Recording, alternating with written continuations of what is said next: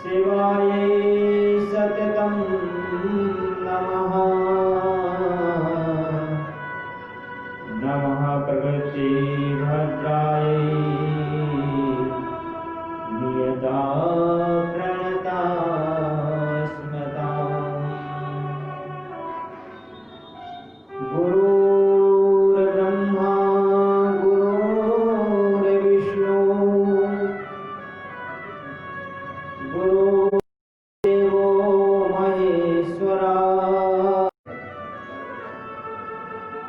प्रवेश करेंगे।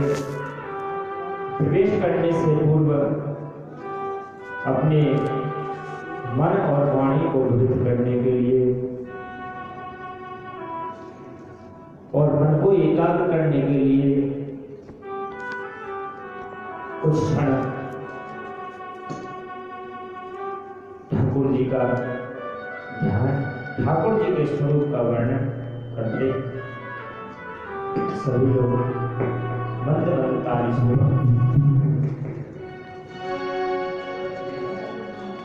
हर देश में तू, हर वेश में तू, तेरे रूप अनेक तू एक ही है।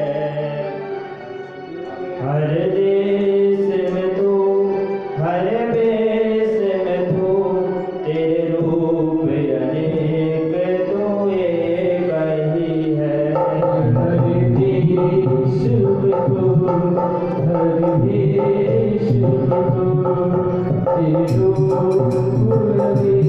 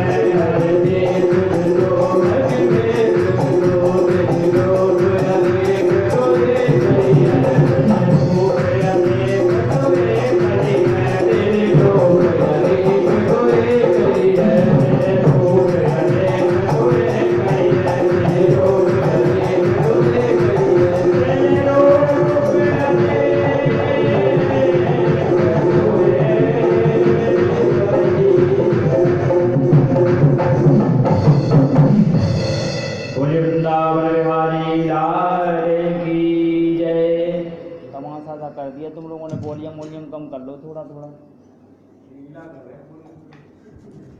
बोले वृंदावन बिहारी लाल की जय। इस प्रकार कल हम सभी लोगों ने श्री कृष्ण रुक्मिणी विवाह पर्यंत श्रीमद् भागवत कथा के 6वें दिवस में विराम लिया था। आज हम सभी लोग 7वें दिवस में रुक्मिणी विवाह के आगे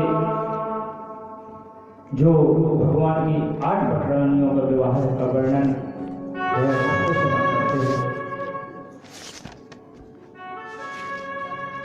इस प्रकार कहते हैं कि सत्राजित जी महाराज थे, वह शूर के बड़े ही उपासक थे और शूर के उपासक होने के कारण शूर भगवान ने उनको मणि दे रखी थी, जिससे वह मणि 8वां सोना प्रतिदिन उगलती थी। सत्राजित को वह मणि दे रखी थी और भगवान श्री कृष्ण को पता चला तो एक दिन भगवान ने सत्राजित जी से कह दिया कि यह मणि तो आपको राज्य में रखनी चाहिए और कृष्ण जी को देनी चाहिए, जिससे इससे जो सोना निकलता है वह राज्य के काम आ सके। जब इस प्रकार से श्री कृष्ण भगवान ने बोला, तब एक दिन सत्राजित का जो सुपुत्र था वह प्रसेन था और प्रसेन का मन हुआ कि हम मणि के साथ में खेलें और वह मणि को अपने गले में लटका करके निकल गया। मणि सहित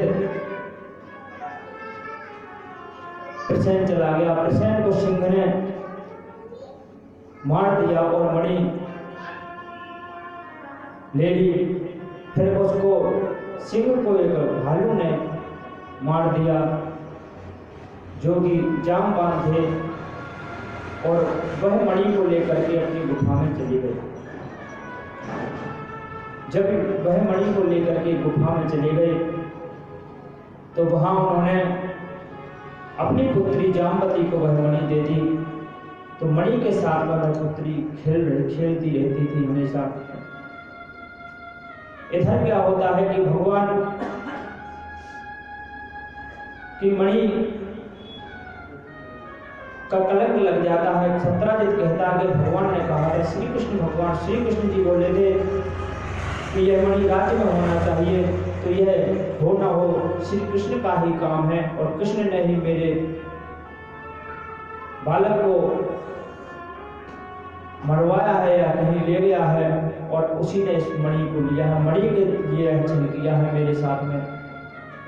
जिस प्रकार की बातें सत्राजित से सुनी कृष्ण जी ने, तो उन्होंने सोचा कि ऐसे तो हम कहेंगे कि हमने मणि नहीं ली है तो यह मानेगा नहीं, इसको कुछ ना कुछ ये उपाय करना चाहिए कि इसको प्रत्यक्ष प्रमाण प्रत्यक्ष कर देना चाहिए, जिससे कोई गवाह कोई सफाई देने की कोई जरूरत ना हो। भगवान श्री कृष्ण मणि की खोज में चले गए तो उन्होंने देखा कि आगे चल के कृष्ण मरा हुआ पड़ा है, उसके आगे से सिंह के पैर बने हैं। तो फिर वो सिंह के पैरों के सहारे चल दिए। जब सिंह के पैरों के सहारे चल दिए तो वहां आगे देखा तो सिंह भी मरा हुआ पड़ा है और आगे भालू के पैर बने हैं। जब वो भालू के पैरों के सहारे चल दिए और आगे इसके बाद भालू के पैरों के बाद में और उन्होंने देखा कि अंदर एक गुफा में जब एक बालिका उस मणि से खेल रही है, तो श्री कृष्ण भगवान के साथ में और भी उनके सखा थे। तो वह भगवान गुफा में प्रवेश कर गए और उनकी सखा बाहर खड़े देखे रह गए और वापस लौट आए और इधर वे सोचने लगे कि भगवान गुफा से नहीं निकले, पता नहीं क्या बात है। लेकिन भगवान ने अंदर देखा जामवती को तो कहा, ये मणि हमको दे दो। तो जामवती ने मना किया और इसके बाद उनका जामवान जी से कहा कि आपकी मणि हम ले जाना चाहते हैं। तो उन्होंने कहा ऐसी मणि हम नहीं देंगे, आपको चाहिए तो इस मणि से हमारी पुत्री का बड़ा प्रेम है, इसके साथ यह खेलती है, तो आप पुत्री को वरण कर लीजिए, इससे विवाह कर लीजिए और मणि को दहेज में ले जाइए। भगवान को मणि की जरूरत थी, इसके कारणवश उन्होंने जामवती से पाणी ग्रहण संस्कार किया और पाणी ग्रहण संस्कार कर करके और मणि को ले आए। जब मणि को ले आए तो यहाँ सत्राजित का भय दूर हो गया, जो शंका थी वह समाधान हो गई और जो भी इस कथा को सुनता है उसके अगर जीवन में कोई कलंक लग जाता है तो उसका भी कलंक दूर हो जाता है। यह मान्यता है इस कथा की। तत्पश्चात सत्राजित की भी पुत्री सत्यभामा थी और फिर उन्होंने सोचा कि मणि श्री कृष्ण ने जैसा कहा था वह उचित है, और सत्राजित ने भी विचार करके अपनी सत्यभामा का विवाह भी श्री कृष्ण भगवान के साथ में कर दिया। इस प्रकार दूसरा विवाह हुआ। तीसरा विवाह एक बार श्री कृष्ण भगवान और अर्जुन जी यमुना किनारे गए तो वहां देखा कि एक देवी तपस्या कर रही है। तब भगवान श्री कृष्ण की प्रेरणा से अर्जुन ने पूछा देवी से कि तुम तपस्या क्यों कर रही हो?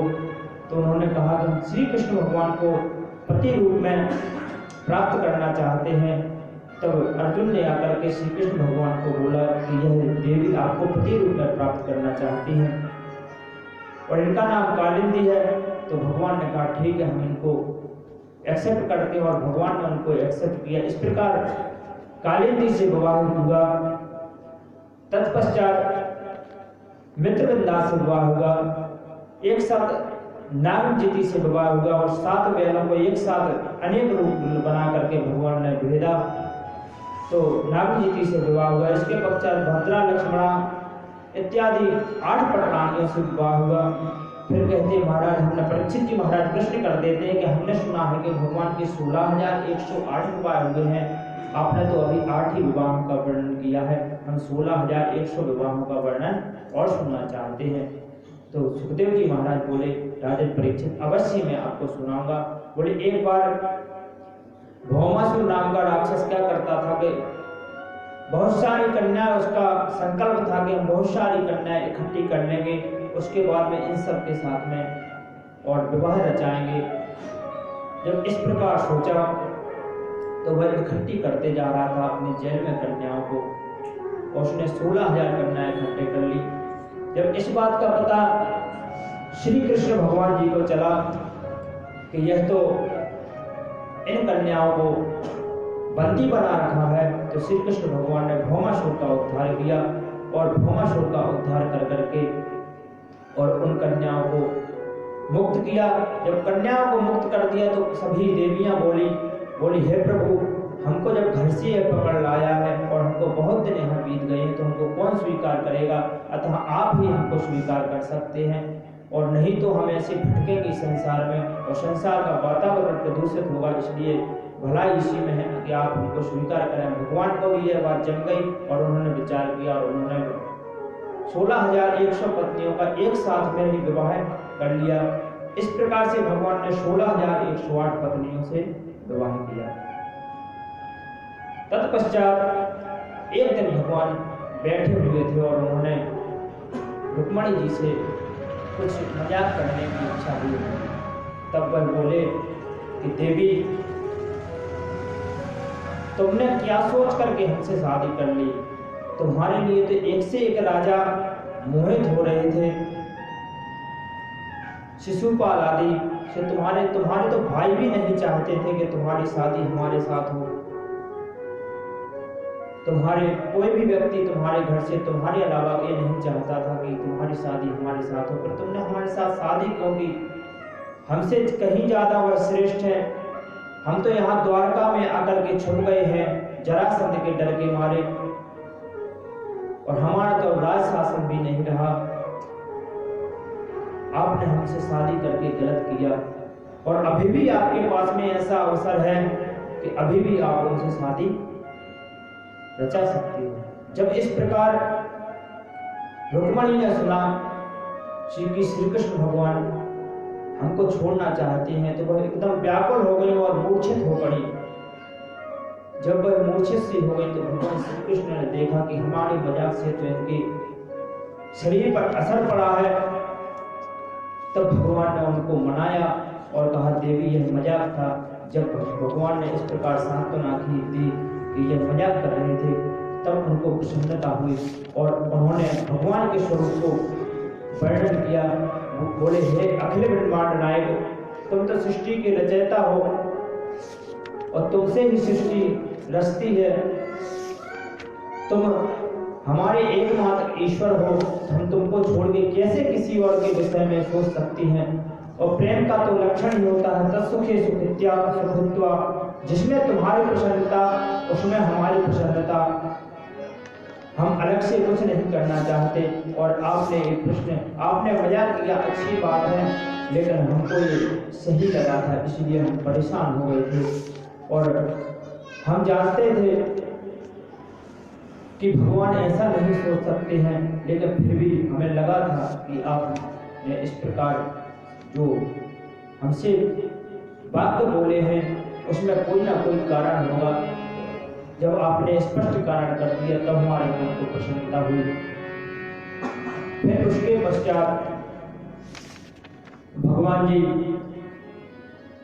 उषा और अनिरुद्ध जी का मिलन होता है। तो श्री परीक्षित जी महाराज प्रश्न कर देते हैं कि हमने सुना कि ओखा को सपने में आए थे अनिरुद्ध जी, फिर इनका मिलन कैसे होगा। बोले हाँ एक बार की बात है, ओखा सो रही थी तो उनको अचानक अनिरुद्ध जी जो भगवान श्री कृष्ण के पुत्र थे उनकी छवि नजर आई। और उन्होंने अचानक से ही कह दिया कि तब चित्रलेखा उनकी सखी थी, उसने कहा कि ठीक है आप शादी करो, लेकिन किसके साथ में। बोले हमें सपने में आए थे बहुत ही सुंदर। तो उषा जी ने वर्णन किया और चित्रलेखा ने उसका चित्र बना दिया। चित्रलेखा को वरदान था कि जिसका चित्र बनाती वो प्रकट हो जाते। तो चित्रलेखा ने इस प्रकार अपनी चित्रकला से उनका बनाया और उसी से वह प्राप्त हुए और ओखा से अनिरुद्ध जी का विवाह हुआ। फिर जो ओखा का पिता था वह बाणासुर था। तो फिर बाणासुर ने विरोध किया और भगवान का और महेश्वर और वैष्णव जी का युद्ध हुआ। तब भगवान वैष्णव जी की विजय प्राप्त हुई। तत्पश्चात राजा नृप की कथा आती है। कहते हैं नृप कहता है एक बार एक कुएं में गिरगिट दिखाई दिया भगवान को। तो भगवान ने उससे हाथ लगाया तो वह दिव्य रूप में प्रकट हो गया और वह कहता है नृपो नाम नरेंद्रो हम इक्ष्वाकु तनयः प्रभो दानिष्वाख्यायमानेषु यदि ते कर्णमस्पृशन्। इस प्रकार कहता है नृपो नाम नरेंद्रो हम, मेरा नाम नृप है, मैं गिरगिट बन गया था, मेरा नाम पहले पूर्व में नृप था। तो फिर भगवान ने पूछा तो गिरगिट कैसे बन गया, जबकि भगवान सब जानते थे, लेकिन उन्होंने पूछा। जब यह पूछा तो बोला कि हमने एक ब्राह्मण की गाय को और अपनी गाय समझ करके दान दे दिया था, जिसके कारण स्वदत्ताम परदत्ताम व ब्रह्मविद्ति हरिचया षष्ठी वर्षाणी भ्रष्टायाम जायते कृमि, अपने द्वारा दी हुई या किसी के द्वारा दी हुई बिना ब्राह्मण की आज्ञा के बिना उससे पूछे अगर कोई ब्राह्मण की वृत्ति को हरण कर लेता है तो उसको 60 वर्ष तक षष्ठी या भ्रष्टा का कीड़ा बनना पड़ता है। तो ब्राह्मण की वृत्ति को कभी हरण नहीं करना चाहिए। इस प्रकार से उपदेश किया भगवान ने अपने सखाओं को। देखो नृप ने एक गलत ब्राह्मण से एक गलती से ब्राह्मण की गाय दे दी थी, जिससे उसको ब्राह्मण के श्राप से गिरगिट बनना पड़ा। तो वह भगवान वहाँ उपदेश करते हैं कि तुम लोग ऐसा नहीं करना, अपने बाल सखाओं से उपदेश करते हैं। इसके बाद बलराम जी ब्रज की ओर चले जाते हैं। तत्पश्चात पौंड्रक और काशीराज के उद्धार की कथा आती है। वह भगवान बने घूम रहे थे और उनके अभिमान को चूर करने के लिए भगवान ने उनका उद्धार किया। इसके बाद में भगवान नारद जी ने सोचा कि आखिर कारण क्या है कि भगवान 16,108 शादियां तो करनी पर रहते कैसे होंगे, इस समझ में नहीं आता। इसलिए हमारा मन हो रहा है कि एक बार उनके गृहस्थचर्या देख करके आए कि करते क्या है। कि एक रूप है और 16,108 रानियों से शादी की है, तो ये कैसे रहते होंगे, कैसे खाते होंगे, कैसे सोते होंगे। इस प्रकार नारद जी के मन में विचार आया और नारद जी भगवान के घर में गए तो उन्होंने देखा कि एक यहाँ घर। तो नारद जी ने सोचा था कि शायद 16,108 रानियों से शादी की है, लेकिन रहते एक के यहाँ होंगे और बाकी सबको रूम और व्यवस्था दे रखी होगी। लेकिन जब वहां जाकर के देखा तो इस रुक्मणी जी के महल में गए तो वहां भगवान सो करके जग रहे हैं। फिर सत्यभामा के महल में गए तो वहां देखा कि स्नान कर रहे हैं।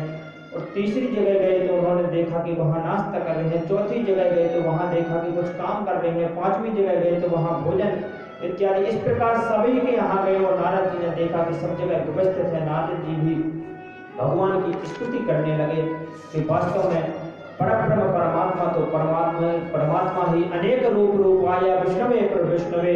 वह अनेक रूप से अनेक स्त्रियों के साथ में और निवास कर रहा है।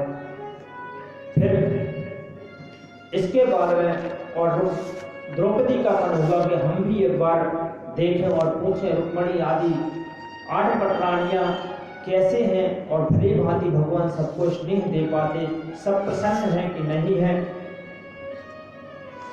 तो द्रौपदी जी गई और द्रौपदी जी ने पूछा, रुक्मणी जी से पूछा कि क्यों तुमको कैसे रखते हैं भगवान। तो रुक्मणी जी बोली कि हम प्रसन्न हैं। और भगवान ने उस समय जिस समय हमारी शादी होनी थी तो उस समय सबके बीच में थे, मुझे ऐसे हर लाए थे जैसे भेड़ और बकरियों के बीच में से सिंह अपना भाग ले जाए। फिर सत्यभामा से पूछा तो सत्यभामा ने भी इसी प्रकार अपने विवाह का वर्णन किया और सभी ने ही अपने अपने उसका वर्णन किया। तब द्रौपदी ने जाना कि सब प्रसन्न है। इसके मध्य सुदामा चरित्र का वर्णन है। कस्यासि सखा कश्चित् ब्राह्मणो ब्रह्मवित्तमा विरक्त्र इंद्रियार्थेषु प्रशांतात्मा जितेंद्रिया। कृष्ण का एक सखा था जिसका नाम सुदामा था। वह विरक्त रहता था। उनको किसी भी प्रकार की कोई कमी नहीं थी और कमी वैसे कमी थी सांसारिक साधनों से, लेकिन उनके मन में ये नहीं रहता था कि हमारे पास कमी है। जो मिल जाए तो उसी को वह पूर्ण समझते थे। इस प्रकार अपना जीवन यापन कर रहे थे। लेकिन 4 बालक होने के कारण उनकी पत्नी का नाम था सुशीला और सुशीला जी परेशान रहती थी कि खाने को कुछ है नहीं और एक ब्राह्मण देव भजन में मस्त रहते हैं। मैं क्या ऐसा करूं कि जिससे यह गृहस्थ जीवन चल सके। जो सुशीला ने इस प्रकार सोचा तो उसके यहाँ महात्मा आए। सुशीला ने भिक्षा दी महात्मा को और महात्मा से ने कहा बेटी कोई कष्ट। तो सुशीला जी ने यह अपनी प्रार्थना और उनके चरणों में समर्पित कर दी। तो उन्होंने उसी समय कहा कि तुम्हारे पति देव के तो मित्र श्री कृष्ण द्वारकाधीश श्री कृष्ण हैं और तुम इनसे कहो कि यह वहां जाएं और अपने मित्र से मिलें, इनके सारे काम सही हो जाएंगे। जब इस प्रकार संत महात्मा कह गए, कहते हैं परस्वार्थ के कारण साधु भरा शरीर, साधु संत हमेशा दूसरों के कल्याण के लिए ही सही लगते हैं।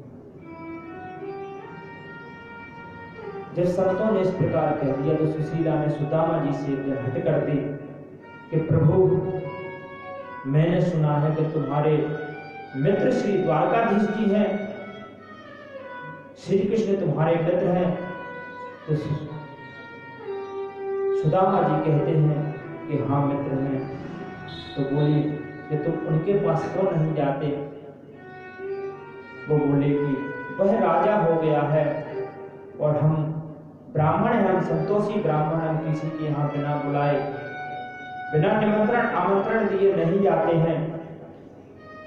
अगर उसका मन होगा मिलने का तो वो बुलाएगा, नहीं तो वो राजा है, वो द्वारकाधीश, उस पर बहुत काम है और हम गरीब ब्राह्मण, हमसे मिलने के लिए उसके पास समय कहाँ है। इस प्रकार से सुदामा जी ने और अपनी पत्नी से कहा, लेकिन सुशीला जी ने कहा कि एक बार हमारे कहने से तुम और वहाँ चले जाओ। तो सुदामा जी जाते हैं, सुशीला जी कुछ टूटे फूटे चावल इधर उधर से मांग के रख देती हैं और जब मांग के रख देती है उस चावल की पोटली को सुदामा जी कांक में लगा करके चल देते हैं। चलते जाते हैं, हरि गुण गाते जाते हैं और एक जगह वह थक गए और उनको नींद आ गई। तो वह भगवान से प्रार्थना करते हुए सो गए थे कि हे भगवान, तुम ही अपनी नगरी को हमको ले जा सकते हो, बाकी किसी की सामर्थ्य नहीं है कि बिना तुम्हारी कृपा के किसी और की शक्ति नहीं है कि कुछ प्राप्त कर सके, तुमको प्राप्त कर सके। अगर तुम्हारी कृपा होगी तभी हम तुमको प्राप्त कर सकते हैं। इस प्रकार से सुदामा जी नींद में सो गए। व्यास भरोसे कुंवर के शोभत पांव पसार, भगवान के भरोसे और सो गए। जब उन्होंने सुबह देखा कि हम कहीं गांव में जगे तो उन्होंने पूछा, भैया ये कौन सा गांव है? तो लोगों ने बताया ये द्वारका है। बोले अच्छा द्वारका है, तो यहाँ कृष्ण भगवान का भवन है, वह कहाँ है? बोले यहाँ से यहाँ सीधे चले जाओ, वहाँ कृष्ण भगवान का भवन है। और लोग बाग ऐसे सोचते हैं कि यह हमारे राजा द्वारकाधीश को ऐसे बोलता है, श्री कृष्ण बोल रहा है, इसको पता नहीं, यह दरिद्र ब्राह्मण, गरीब ब्राह्मण और आ गया है, इसको पता नहीं कि यह हमारे उनको द्वारकाधीश का नाम कैसे लिया जाता है। लेकिन यह वहां जाएगा तो इसको अपनी आप खबर लग जाएगी, तब इसको शिक्षा मिलेगी। और सभी लोग आपस में हंसते हैं और समझते हैं कि यह कहाँ से कौन आ गया है।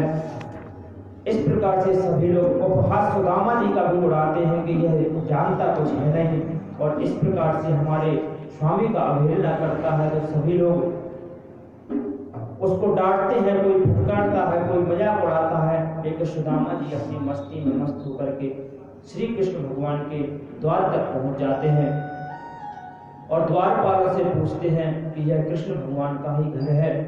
वह द्वारपाल कहते हैं हाँ। और बोले तुम कहाँ से आए हो? बोले मैं तो आया हूँ अपने घर से और हमको हमारी देवी ने भेजा है, लेकिन हम श्री कृष्ण, हमारा नाम सुदामा है, हम श्री कृष्ण भगवान के बचपन के मित्र हैं, हम उनसे मिलना चाहते हैं। पूछत दीन दयाल को धाम और बता आपनो नाम सुदामा। इस प्रकार से सुदामा जी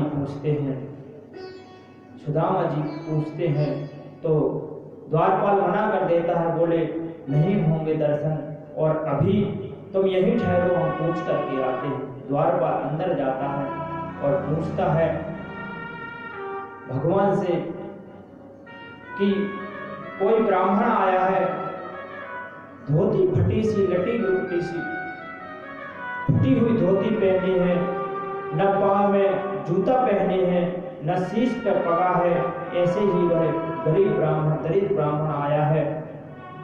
श्री कृष्ण भगवान ने मन ही मन सोचा कि ब्राह्मणों को तो हमने कभी मना नहीं किया अपने घर में आने के लिए, ब्राह्मणों की तो डायरेक्ट एंट्री है, फिर ये पूछने क्यों आया है? तो उन्होंने कहा मैं पूछने इसलिए आया हूँ कि यह वह अजीब ही टाइप का दिख रहा है, और उसने अपना नाम सुदामा बताया है।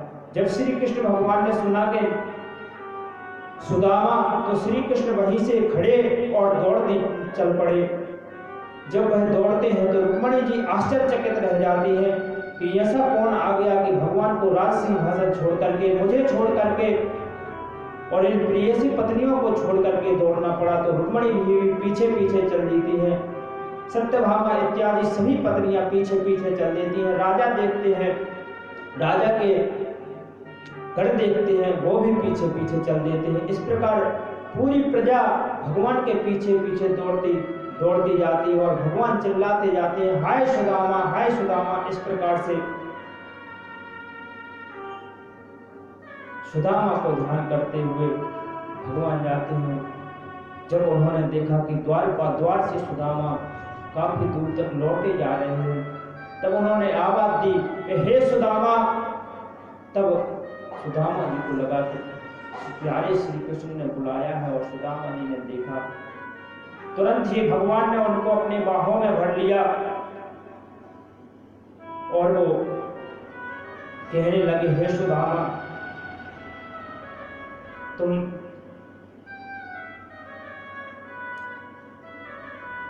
कहाँ रहे इतने दिनों, तुम्हारी दशा कैसी हो गई है? अभी तक तो पहले क्यों नहीं आए? और हम तो बहुत देर से तुम्हारी याद कर रहे थे। कहाँ थे तुम सुदामा? इस प्रकार से सुदामा सुदामा चिल्लाते हुए भगवान उनसे गले से लगा लिया ठाकुर जी ने, और हाथ पकड़ के अंदर की ओर ले आने लगे। और जहां वो स्वयं बैठते थे वहां उन्होंने श्री सुदामा जी को बैठाला और कहा, हमारे दरबार में हमेशा ब्राह्मण आगे रहा है, ब्राह्मण का सदा सम्मान रहा है, इसलिए हम तुमको ही ऊपर बैठा लेंगे। आइए भजन के माध्यम से हम श्रवण करते हैं कि भगवान ने कैसे उनका हाल पूछा। बता मेरे यार सुदामा रे, भाई घड़े के नाम में आया। बता मेरे यार सुदामा रे, भाई घड़े के नाम में आया। बता मेरे यार सुदामा रे, भाई घड़े के नाम में आया। बता मेरे यार सुदामा रे, भाई घड़े के नाम में आया। बता मेरे यार सुदामा रे, भाई घड़े के नाम में आया। बता मेरे यार सुदामा रे, भाई घड़े के नाम में आया। भारत हर जग आया करता, भारत जग आया करता, भारत हर जग आया करता, भारत जग आया करता। रोज खेल के जाया करता, रोज खेल के जाया करता, रोज खेल के जाया करता, रोज खेल के जाया करता। की तकरार सुदामा रे, भाई घड़े के नाम में आया। मेरे यार सुदामा रे, भाई घड़े के नाम में आया। बता मेरे यार सुदामा रे, भाई घड़े के नाम में आया। बता मेरे यार सुदामा रे, भाई घड़े के नाम में आया। बता मेरे यार सुदामा रे, भाई घड़े के नाम में आया। बता मेरे यार सुदामा रे, भाई घड़े के नाम में आया। जय हो।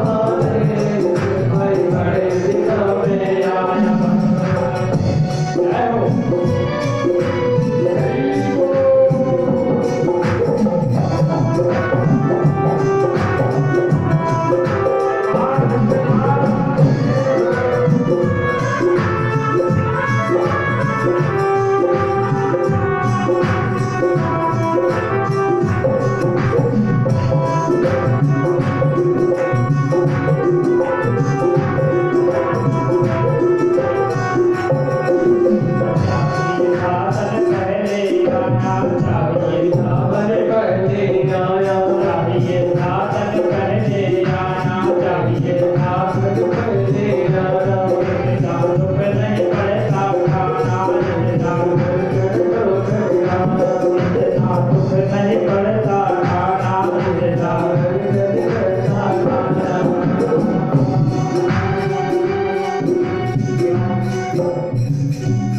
क्यों भूला यार सुदामा रे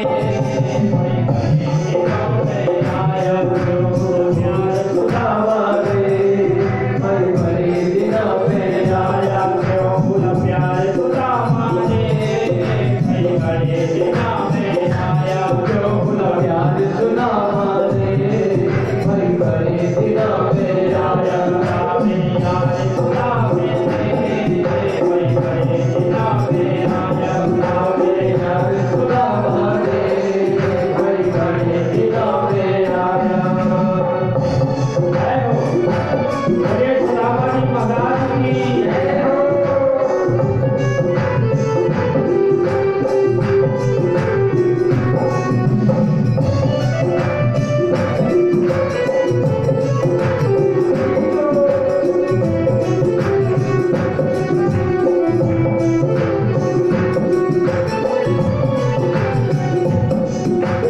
अब भी आ गया ठीक वक्त में अब भी आ गया ठीक वक्त में आज बैठ जाओगे जगत में आज बैठ जाओगे जगत में अब भी आ गया ठीक वक्त में अब भी आ गया ठीक वक्त में आज बैठ जाओगे जगत में आज बैठ जाओगे जगत में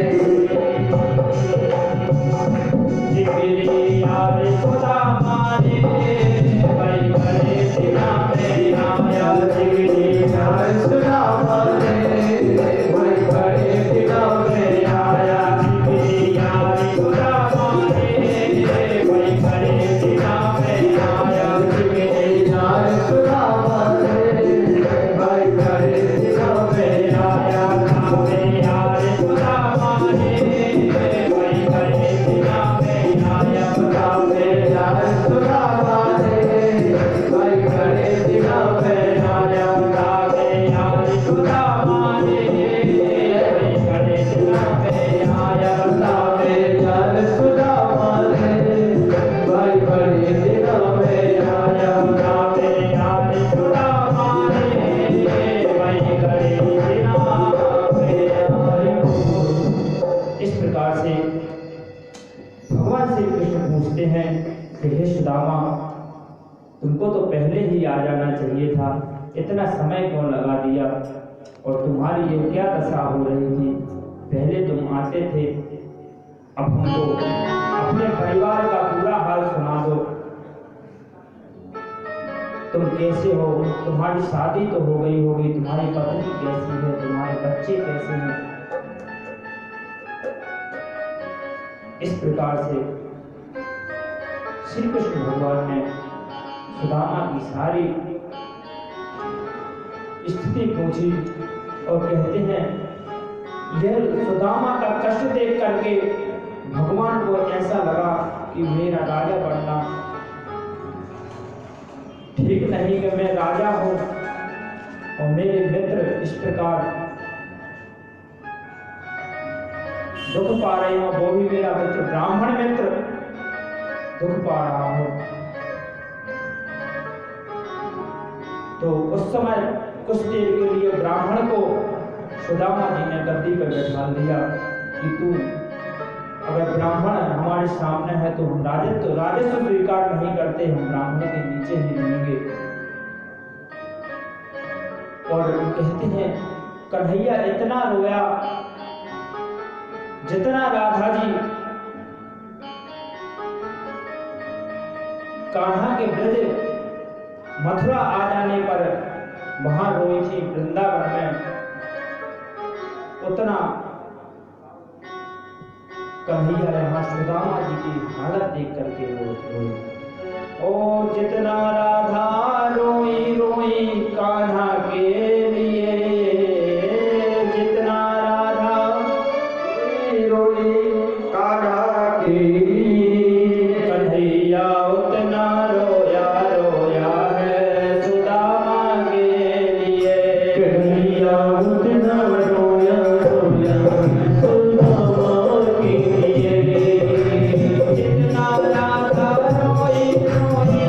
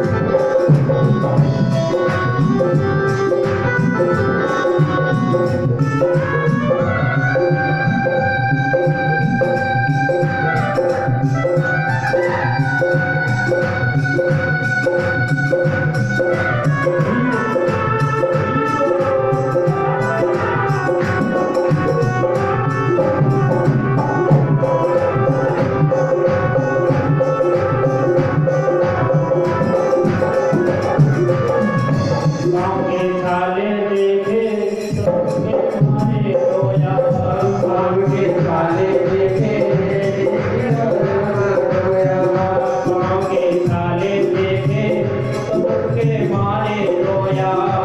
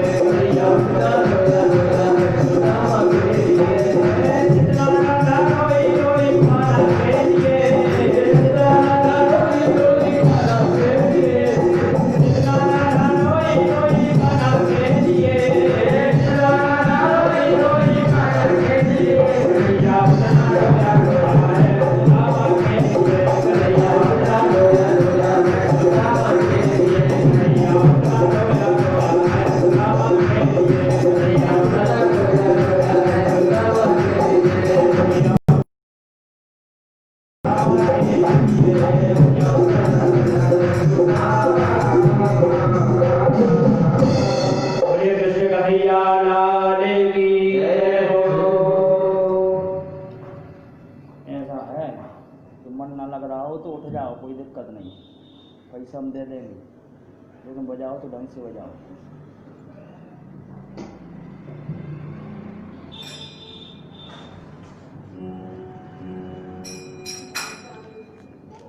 फिर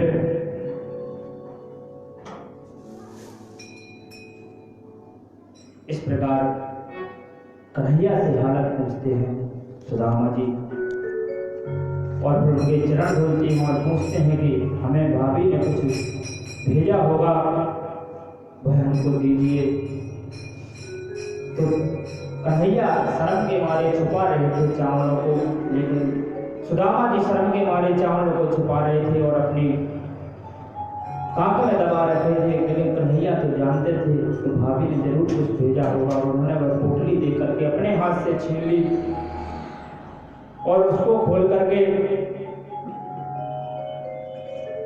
एक मुट्ठी पान कर ली और दूसरी मुट्ठी पान कर ली। तीसरी मुट्ठी में रुक्मणी जी ने रोक दिया कि आपने सब कुछ तो दे दिया, अपने लिए भी कुछ छोड़ लो। तब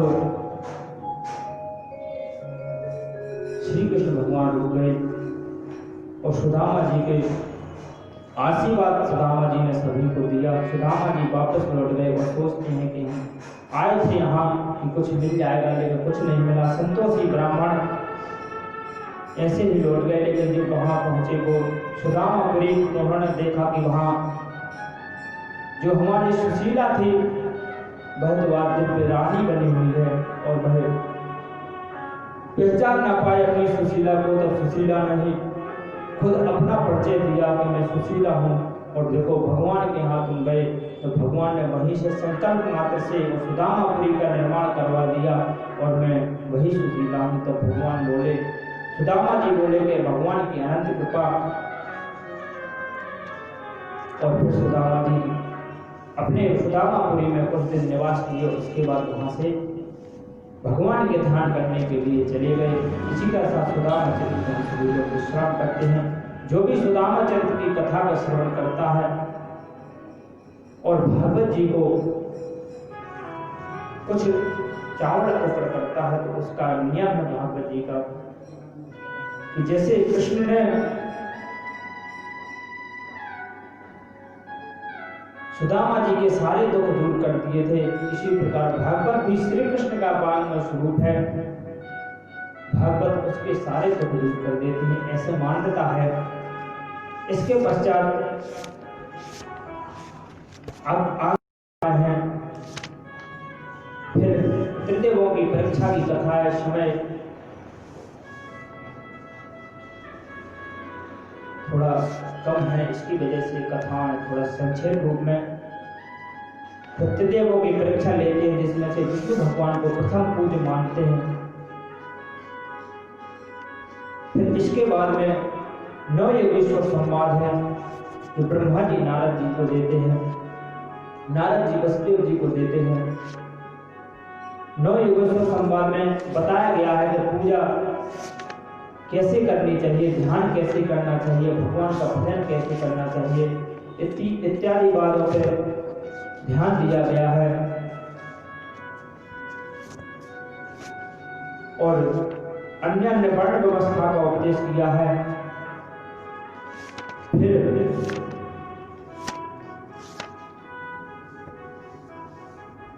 आगे चल करके और दत्तात्रेय के 24 गुरुओं की कथा है कि सन्यासियों को कैसे रहना चाहिए। दत्तात्रेय जी महाराज ने 24 गुरुओं से क्या क्या सीखा, इसके विषय में कथा है। फिर लास्ट में सुखदेव जी का अंतिम उपदेश है जो परीक्षित जी महाराज को सुनाया था। परीक्षित जी महाराज से पूछा कि क्यों राजन परीक्षित, मैंने तुमको कथा सुनाई, अब मैं आपसे एक प्रश्न करना चाहता हूँ। बोले क्या प्रश्न है महाराज, आप मुझसे पूछिए। बोले राजन आप ये बताओ कि क्या तुम मरोगे? तो राजन कहता, राजा परीक्षित तुम बोले कि हाँ। तब सुखदेव जी महाराज बोले कि नहीं, तब से हम तुमको समझा रहे हैं कि आत्मा अलग होती है, शरीर अलग होता है, तो तुम नहीं, आज शरीर नहीं मरता है, आत्मा नहीं मरती है, शरीर मरता है, और जो मैं हूँ वह आत्मा है, हम शरीर नहीं है, हम नहीं मरेंगे। इस प्रकार तंतु राजा मनुष्य पशु बुद्धि ममाम जही, यह पशुओं की बुद्धि है, मनुष्य की बुद्धि नहीं है। मनुष्य को ज्ञान हो जाता है कि वह आत्मा अलग है और परमात्मा अलग है। उसको यह ज्ञान हो जाता है कि आत्मा अलग है, तो कहते हैं श्री सुखदेव जी महाराज कि राजन पशु बुद्धि ममाम जही, जो तुम्हारी इस प्रकार पशु बुद्धि है, इसको तुम एकदम त्याग दो। तब श्री सुखदेव जी महाराज पुराण पूछते हैं कि क्या राजन तुम्हारी मृत्यु होगी? राजा परीक्षित कहता है नहीं, मेरी मृत्यु नहीं होगी, और मृत्यु होगी तो इस शरीर की होगी, और मैं आत्मा हूं। तब सुखदेव जी जान जाते हैं कि अब राजा को ज्ञान हो गया, और सुखदेव जी महाराज वहीं से कथा विश्राम कर करके और चले जाते हैं। तत्पश्चात राजा परीक्षित जी को सांप डस लेता है। राजा परीक्षित जी भगवान के धाम को चले जाते हैं। इसके बाद अन्य अन्य कथाएं हैं, और आगे चल करके विषय सूची जो कहते हैं, जो भागवत के अंतिम दिन में 7 दिन की कथा ना सुन पाए और 7वें दिवस की कथा सुन लेता है, उसको 7वें दिन की कथा सुनने का फल प्राप्त हो जाता है। क्योंकि यह भागवत के 12 स्कंद के 12 अध्याय में विषय सूची दी गई है, जिसमें शुरू से और लास्ट तक श्रीमद् भागवत का सार लिखा है कि प्रथम स्कंद में क्या है, द्वितीय में क्या है, तृतीय में क्या है, चतुर्थ में क्या है, पंचम में क्या है, षष्ठम में क्या है, सप्तम में क्या है, और अष्टम में क्या है, नवम, दसम, एकादश और 12 स्कंद में क्या है, इसकी विषय सूची है। भागवत के उपरांत जो हवन भी होता है, वह पूरी भागवत का हवन करना बड़ा मुश्किल होता है, तो इस एक अध्याय के पाठ करने से भी पूरे भागवत के पाठ का फल मिल जाता है। लेकिन यह तब है जब हम श्रीमद् भागवत का पाठ करने में समर्थ ना हो। अगर हम समर्थ हैं तो हमको पूरा ही पाठ करना चाहिए, और अगर समर्थ नहीं है तो केवल एक अध्याय 12 स्कंद के 12 अध्याय का हम पाठ कर लेते हैं, तो संपूर्ण भागवत पाठ का फल मिल जाता है। और संक्षिप्त विषय सूची हम सभी लोग स्मरण करेंगे एकाग्र चित्त से। कहते नमो धर्माय महते, नमः कृष्णाय वेदसे, ब्राह्मणेभ्यो नमस्कृत्य धर्मान् वक्षे सनातनम्। इस प्रकार भगवान श्री कृष्ण को नमस्कार कर करके और कहते हैं महात्म में भक्ति महारानी की कथा एवं धन्यवादी के मोक्ष का वर्णन है। तत्पश्चात प्रथम स्कंद में मंगलाचरण 24 अवतारों की कथा, व्यास जी का असंतोष, नारद जी का पूर्व चरित्र और महाभारत की कथा है। परीक्षित का अनशन व्रत रहना, सुखदेव जी का आगमन। तत्पश्चात द्वितीय स्कंद में सत्य मुक्ति, ब्रह्म मुक्ति एवं किस देवता की उपासना से क्या फल मिलता है, यह है। तृतीय स्कंद में सृष्टि वर्णन, 12 भगवान का अवतार, कपिल देवहूति संवाद, यह है। चतुर्थ स्कंद में सती चरित्र, ध्रुव चरित्र, पुरण्य रूपाख्यान, इसका वर्णन है। पंचम स्कंद में जड़ भरत जी की कथा एवं नरकों का वर्णन है। षष्ठम स्कंद में अजामिल जी का उपाख्यान है। सप्तम स्कंद में प्रहलाद जी महाराज की कथा है, और अष्टम स्कंद में गजग्राह की कथा है। इसके पश्चात समुद्र मंथन की भी कथा है। नवम स्कंद में श्री राम जी का चरित्र, राम जी की कथा आती है, और अन्य सूर्यवंश के राजाओं के वर्णन की कथा आती है। भागीरथ के गंगावतरण की कथा आती है। तत्पश्चात दसम स्कंद में बालकृष्ण भगवान का जन्म होता है, उनके नाम कैसे रखा जाता है, और माखन चोरी लीला, मिट्टी खाना इत्यादि अनेकानेक राक्षसों का वध, वत्सासुर, बकासुर, अघासुर, व्योमासुर इत्यादि राक्षसों का वध दसम स्कंद में पूर्वार्ध में, और पूर्वार्ध में ही रास पंचाध्यायी अक्रूर जी का ब्रजगमन, उधर से भगवान श्री कृष्ण को लाना और कंस वध इत्यादि कथाएं पूर्वार्ध में। उत्तरार्ध में रुक्मणी कृष्ण विवाह और 16,108 पटरानियों से भगवान का विवाह, सुदामा चरित्र, त्रिदेवों की परीक्षा, और फिर एकादश स्कंद में 9 योगेश्वर संवाद, दत्तात्रेय के 24 गुरुओं की कथा, द्वादश स्कंद में सुखदेव जी का उपदेश, परीक्षित जी का मोक्ष इत्यादि वर्णन है। फिर विषय सूची, और फिर 18 पुराण अंतर्गत किस पुराण में कितने श्लोक हैं इसका वर्णन है। फिर बाद में भागवत की महिमा का वर्णन है कि भागवत सुनने से क्या होता है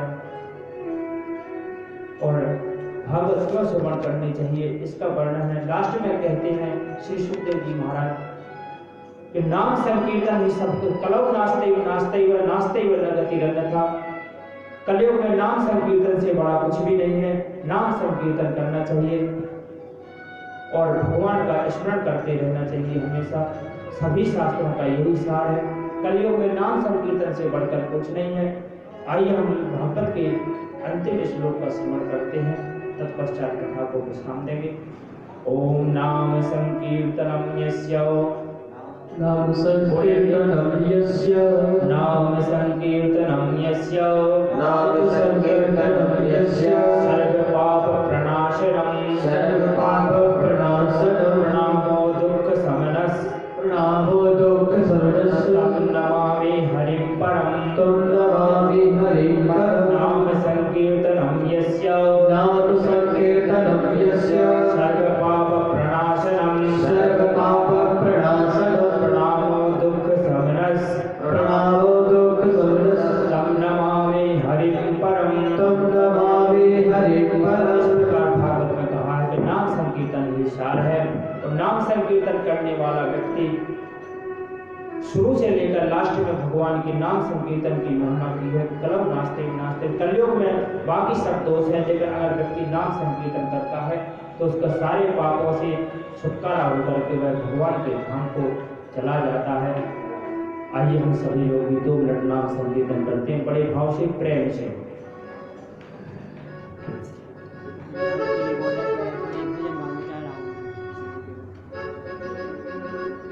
ओम राधा नाचे कृष्णा नाचे, नाचे गोपी जन, राधे कृष्णा कृष्णा कृष्णा राधे राधे, राधे कृष्णा राधे कृष्णा, कृष्ण कृष्णा राधे राधे, राधे कृष्णा कृष्णा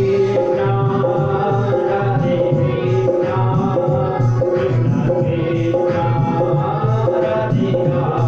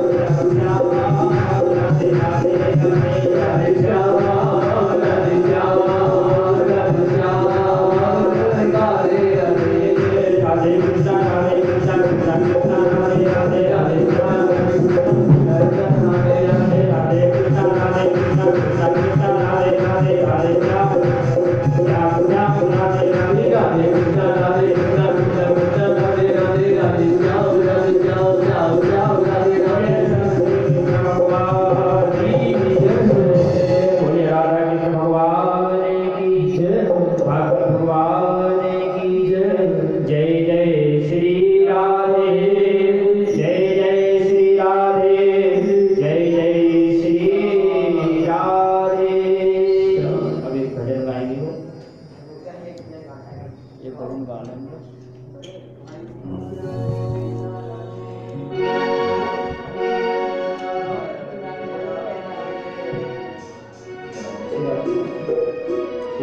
वो तो आनंद लेते हो तुम बात।